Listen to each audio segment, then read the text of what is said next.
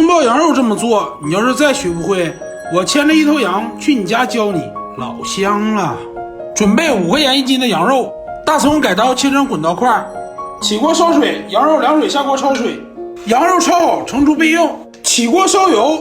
下入切好的大葱，将大葱炒至微黄，下入羊肉，放酱油、蚝油，一点的老抽调色，盐、鸡精、白糖调味儿。大火翻炒均匀出锅，